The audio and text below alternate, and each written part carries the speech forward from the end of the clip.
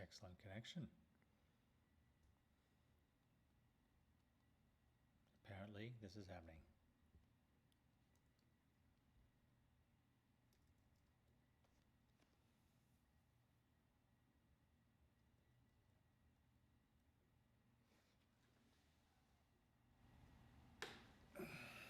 Let's boost our audio level and see if that helps.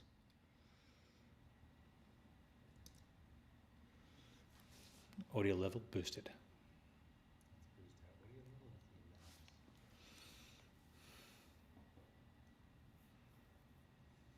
Audio level boosted. Oh, 9 people. Holy crap. I'll never get used to this.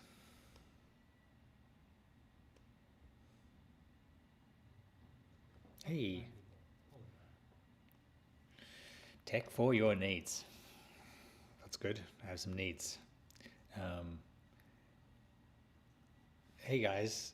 So last time I did this, I had a really interesting thing where I only had my XLR mic connected to one of the ports in the audio mixer.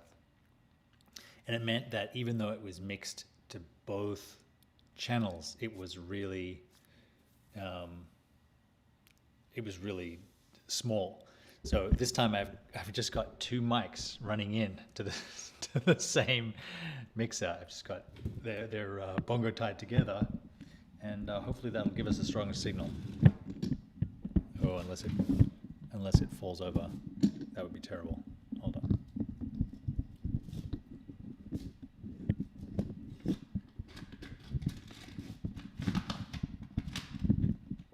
I think that's going to stay. Hola, Ed Trainer TV.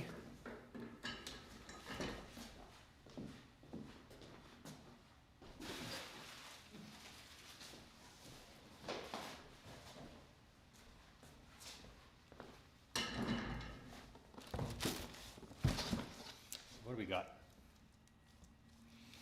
This just came in the mail, and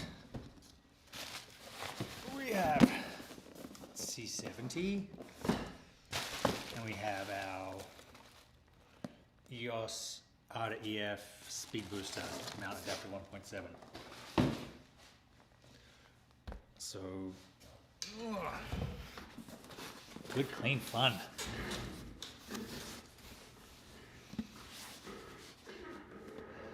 Desperate as someone to run through optimal cinematic CLO 2 settings. That's good. I can definitely do that. What are you shooting on this, Tim? The C200 or the C70?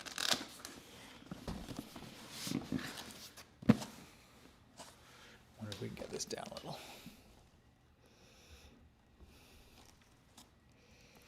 So what is in this box?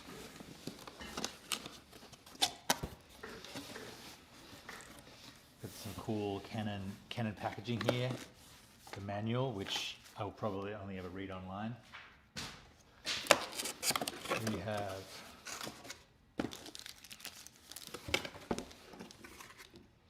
battery charger, BP battery charger, which is good. We have a funny little, ooh, it's very grippy.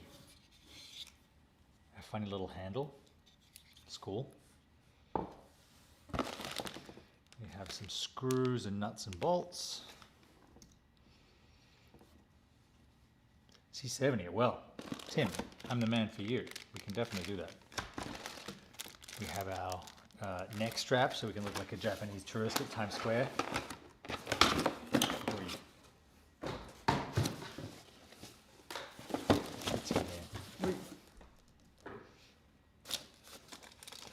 We have a battery with 1 power in it, so I'm going to swap that for my C200 battery.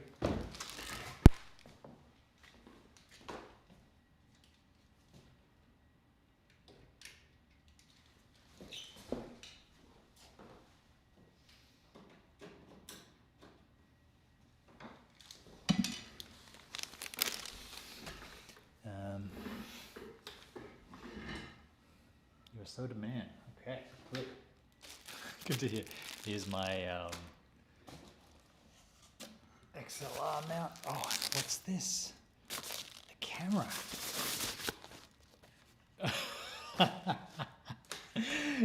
People had told me that it was kind of funny looking, but it really is kind of funny looking. Look at that.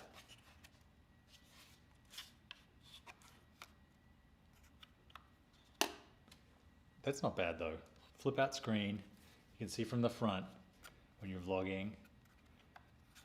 You can protect itself, then you could flip around and then have against the base is pretty smart. So I'm going to take this annoying little handle thing off, which I do on almost all my cinema cameras.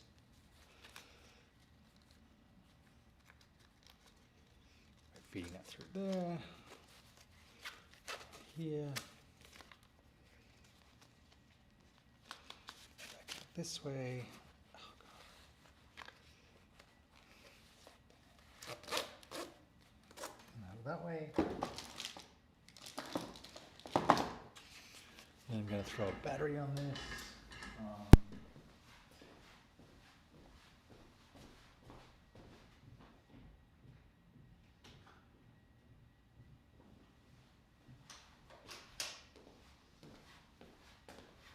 It's pretty cool that you can sub in the C200 battery.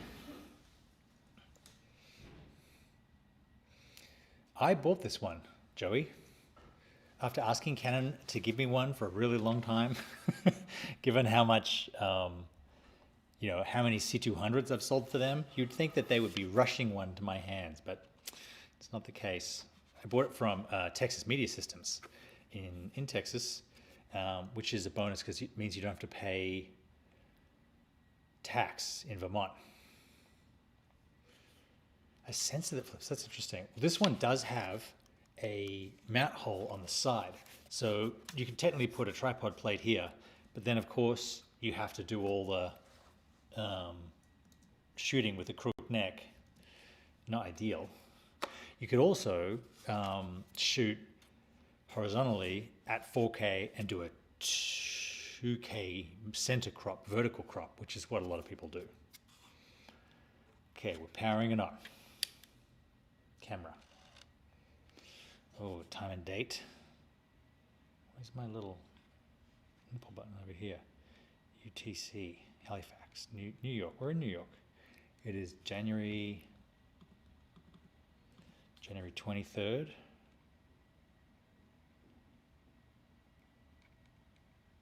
2021, and it is 2:05. That's easy. Just setting my time here.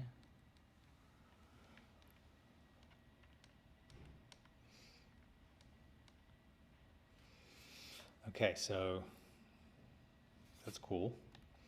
We've got our basic menus, same as our, does it bend back that way? Same as almost all of our other cinema cameras. Oh, it has a, I can smell the electronics coming out of the fan. Let's get a little extra level here. It's pretty light with no lens on. It's like a kilo, so 2.2 grams.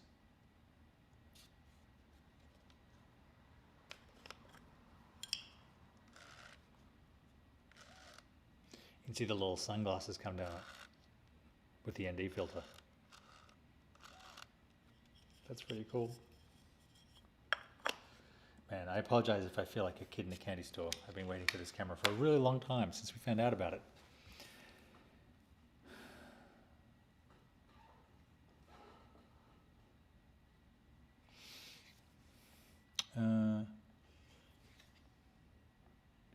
Are you streaming on the FP, the FP? Oh yeah, I am streaming on the FP, Sigma. Social media content or real job. I have a job coming up which is in the wilderness. It's called Off the Grid, and I have been shooting the start of it with the C200, and it is really heavy, really heavy to carry. So I was actually, one of the reasons I got this is so that I could have a B or C camera that could become my A camera in this sort of adventure filmmaking, wilderness filmmaking. But yes, I also do a lot of social media filmmaking, and this seems like a good medium for that as well. All the menus turn. Yeah, I've heard a lot of stuff about the flip screen breaking. Yes, indeed I have. Seems solid though. I heard some people say that it was a part error, but so far it seems pretty good. I also don't think I'm going to use it much out like that. I much prefer to have it in line with the camera body, the camera sensor. It is super weighted like this. So somehow all the weight is in this side. So there's actually quite a lot of effort in my wrist to hold it vertical. Like with this hand grip, there's nothing really in this hand grip. All the weight is down here. So it makes you want to do that.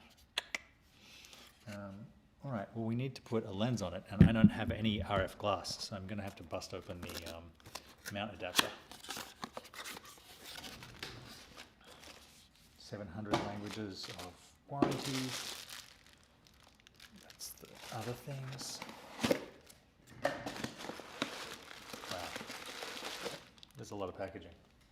I would say too much packaging for something that isn't very big.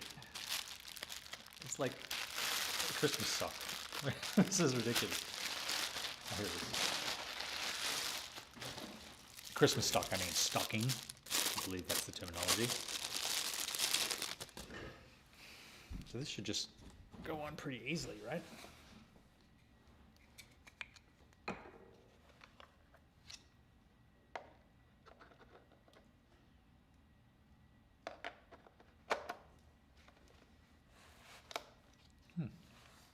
That's cool. It has a little sub-mounting point on the bottom of the adapter. What will we do? What about a 50 mil? What about a 50 mil Sigma Cine glass? Red dot to red dot.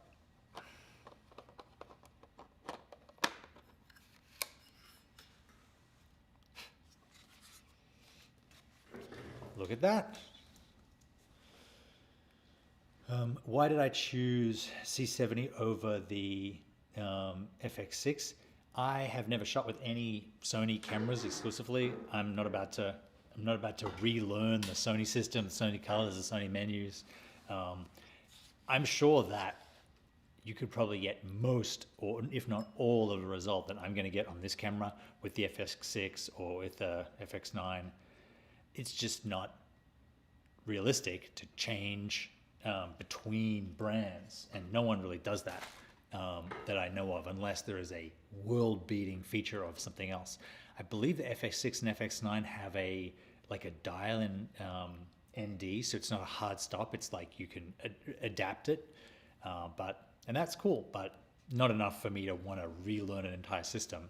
And I'm gonna make that is really heavy. I'm gonna make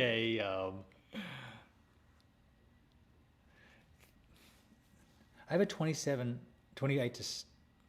to 70 f2.8, my stills lens. It is one of my favorite lenses. I love that lens. Okay, powering up. Let's see. Oh wow, look at that. That is cool. So it's in 50p. Wow. It's like being home again. So I'm going to go over and see what my sensor mode is. Super 35. System frequency, normal recording, frame rate, 23976. Interframe, max resolution.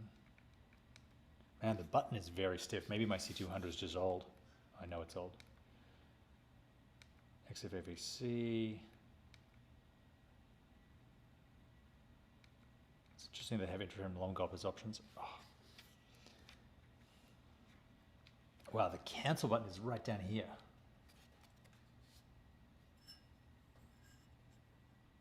There you go. That looks pretty nice.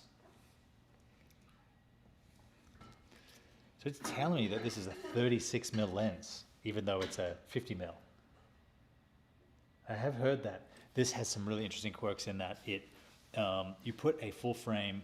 That's a funky little package, isn't it? It's actually kind of blocky.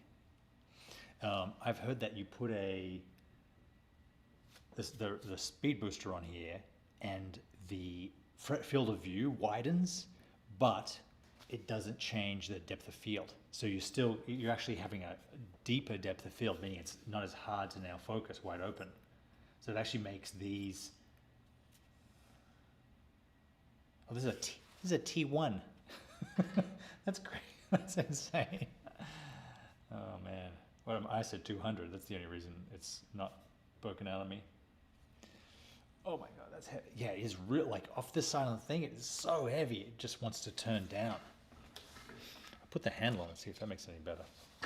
Sorry, I'm not really answering people's questions.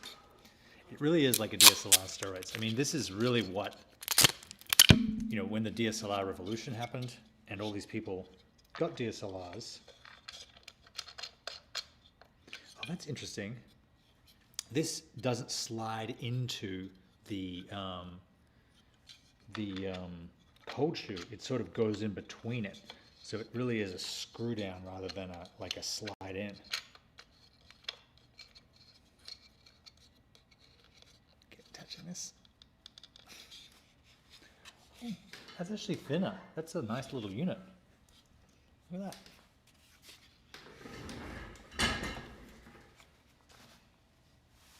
I hate monitors off to the side. That is cool. It's very clicky. Yeah. So it's even with this lens, center of gravity is like right there. So you put your hand on it and it feels really good. That's actually a cool handle. I'm liking that now. All right. Let's put this in like one pool.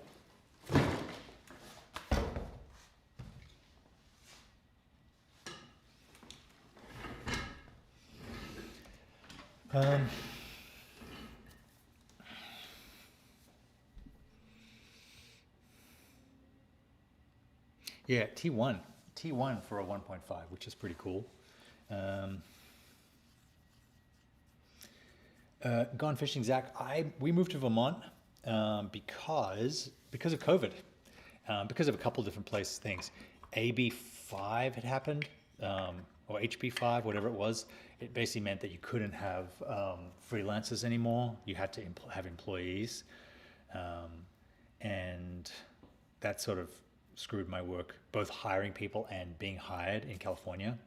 And also, we did 4 years in LA, and it was a great adventure, but it wasn't somewhere we wanted to like put down roots, just because LA is great. I mean, compared to New York, it's a much more livable big city, but it is sort of intense and super expensive, and crazy traffic and lots of pollution, and the fires got worse and worse every year. So we, a couple of times we had to get out of the city during the summer because the air quality was so bad. Yeah. That's basically the move to Vermont. And Vermont, I'm sure I'll be sick of Vermont in 3 or 4 years, but it is really beautiful right now, even with a foot of snow. Heavier than 1DX Mark III. I would say that it would be. I mean, it's kind of a beast. Like it's pretty chunky camera, especially if you put the BP. Whoa, what happened there? Especially if you put the BP 60 on it, which is going to be a lot more. I mean, it's a big lens, it's a big camera, but it's certainly a lot less big. Let me show you. Let me put.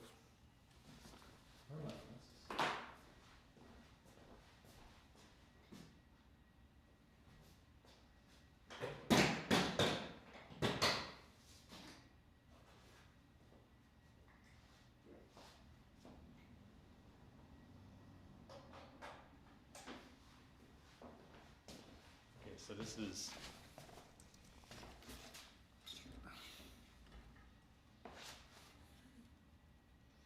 it really is little brother to the C200. Let me try that. It is a lot smaller, though it's actually, it's a lot lighter too. But I have a cage on this one, but the same lens. Feels a little nicer in the hand.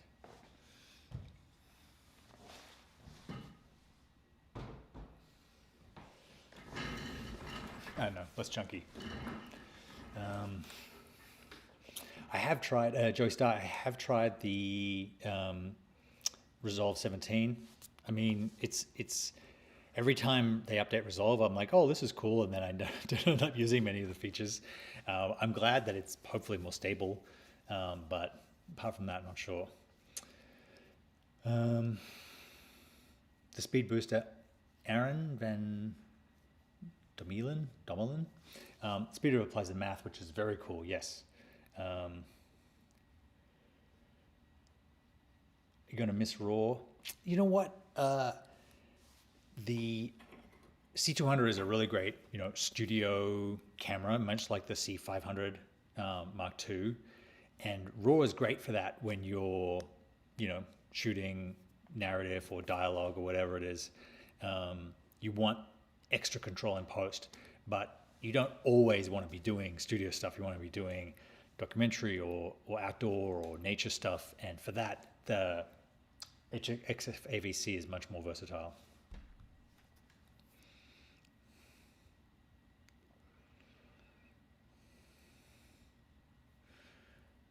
50 becomes 1.2. That was 1028's question.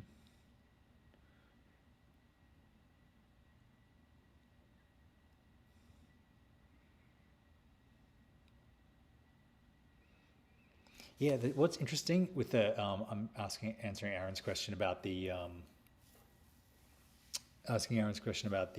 depth of field. So it turns out that the speed booster doesn't increase the depth of field. It increases the field of view, increases the speed of the lens, but it doesn't give you more bokeh, which can be a really good thing. Having shot Devil's Fortune, my feature this past 2020 on the Sumire primes wide open at like 1.3. The focus was so shallow, and this is actually going to give us a little bit more to work with while still getting as much light as we can. You're usually not going under T1.5 for the bokeh. There's plenty of bokeh. You're going under T1.5 because of the light, and this gives you the light without the shallow depth of field. Vermont does rock. Zach, I'm glad you agreed. Hacker message retracted. That sounds pretty. That sounds sinister. Should I sell the C70 and get C200? I rarely use RAW or keep both. Without knowing what you do, very hard to tell. But it's definitely not going to replace the C200 as a studio camera. Full-size XLR is great to have. Having you're going to put a monitor on this. You're going to have to put it up here, which makes the handle really heavy. You can't really rig it with a V-mount. It's not really the right place for a battery. If you put it on rails, you're going to lose access to certain parts of it. Yeah, it's not ideal. It's definitely more a B or a C cam. So it will match with your C200 RAW really nicely. But I guess the thing, weddings, if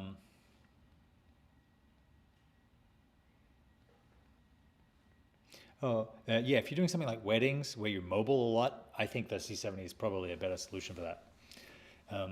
Aaron says, wasn't trying to question, it does give you the same depth of field as a full frame camera. I would have thought so too, but what's his name? Tyler C70, let me see. No, not Tyler. Not Caleb. Tanner? I should know these guys' names. I was watching some C70 videos, C70 versus C200, say. Griffin Conway did some tests where he put the same lens on the C500 Mark II and the C70 with the speed booster, and there was a noticeable difference in depth of field.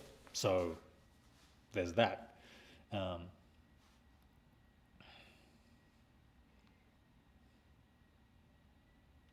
Edwards. Griffin was wrong too. Well, I look forward to doing that test myself. I don't have two of the. I do have I've got like,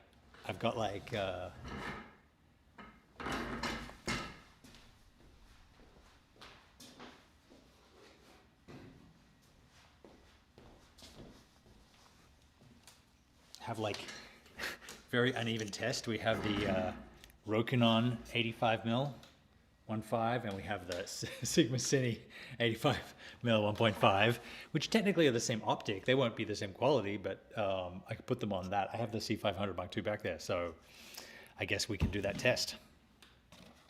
Not today. Today I'm going to play with my new camera.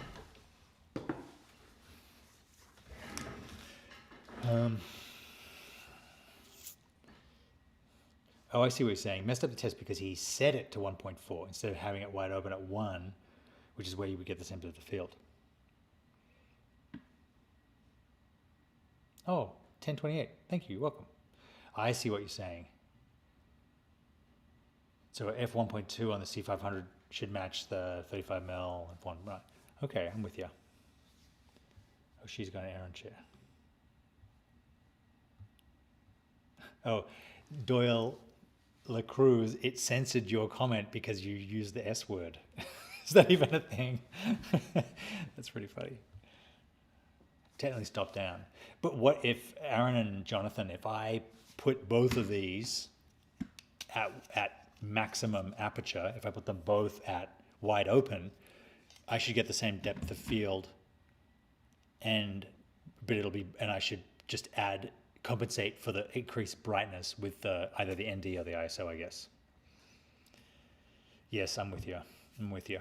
So you don't set it for the same thing. You set it for something higher. Cool. All right. Well, learn something every day. I see what you're saying. Thanks for weighing in on that.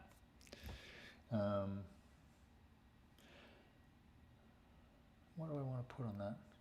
I kind of wish that, I really wish that they had put this hot shoe, cold shoe I mean, on the front, because I really like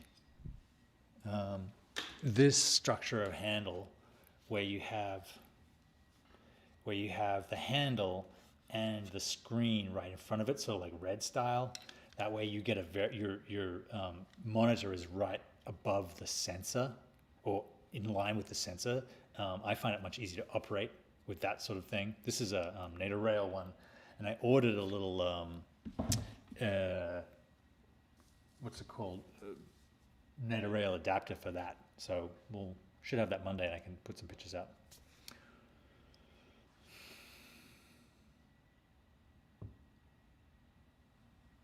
Misunderstand. Yeah, I see what you're saying, Aaron, because if you set it to the same T-stop, you're going to get it's actually a different T-stop because it's compensating for the equivalent T-stop for the exposure, not for the depth of field.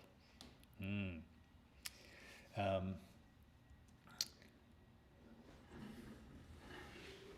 know what's really interesting at 1028? I've heard that the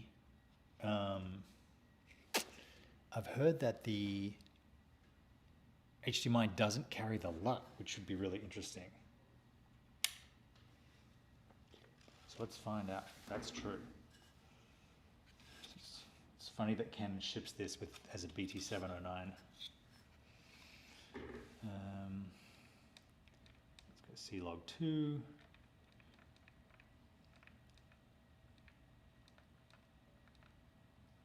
Let's go false color. You can do false color with HDMI. That's good. Oh, interesting. LCD, yes.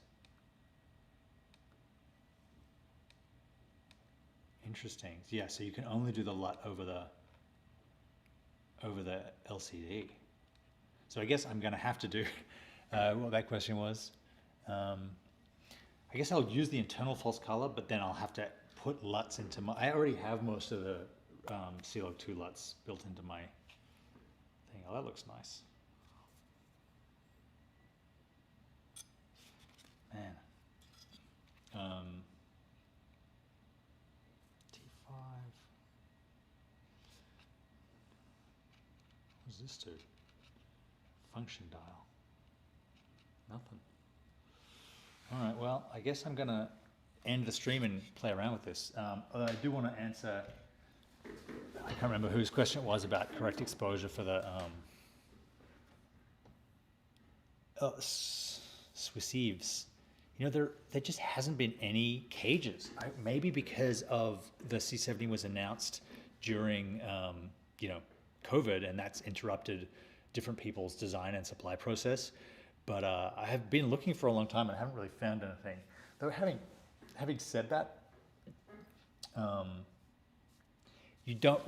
wouldn't typically put a cage on a B or C camera of this type, just because the great thing about it is that it's as small and you know, as stripped down as possible, and you start caging it out and building it. I guess if it's your only camera, but since I have the C200 and C500 Mark II, I don't know if I'll ever use it in a, you know, like on a slider or a studio on a tripod sort of context, you know, with a batteries and all that, you know, V mounts and all that kind of stuff.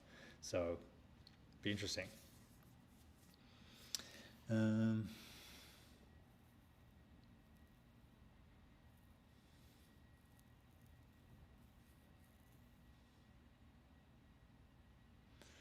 Have you seen the cages? No. Multicam we worked. Peter says 15 to be wide enough with crop factor 1.5. Or which wide lens will you use? Actually, there are a couple of cool lenses. Like I mean, this is my go-to gimbal lens. It is a EFS 18 to 55 2.8. So this is, I wonder how will that work? So like, this should give me vignetting.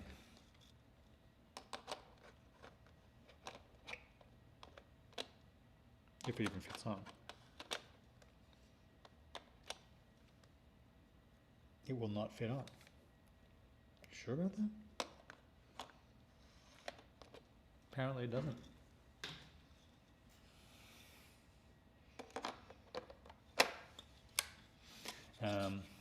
Yeah, the flange distance is too much for it. That's interesting.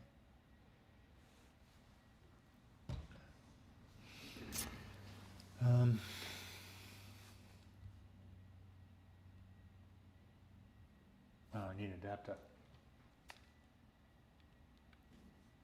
I'm glad I didn't try and force it. I could see that was. Thanks, Aaron.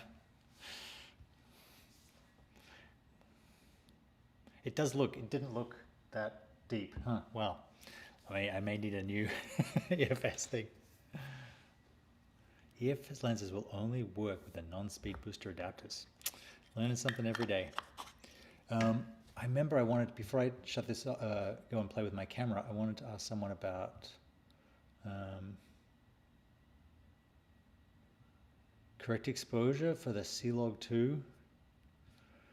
Basically, the way that I've done it in the past, which makes it difficult for the C200, which can't see the, what's it called? C-Log 2, could only see the C-Log 3, is the, what's it called? You have your, was it 32 IRE, which is your 18% gray, and then you go up and down from there. But this camera does have false color, which I think has its own little button, and if it doesn't, you can then go ahead and reassign that to something else.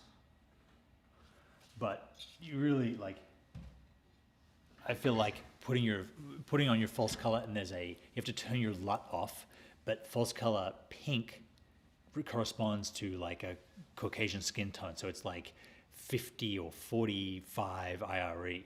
So if you have people you're shooting faces and you have people in the crowd, then you are able to expose multiple faces for that that tone rather than swinging around to try and look at each one. If you were using the waveform monitor with the box attached. So that's what that would be my call anyway. Right, dudes. Thanks for dropping by. That was fun to open it with some people around. I'm going to go and play with my camera, and hope you guys have a good Saturday. Thanks for all the feedback.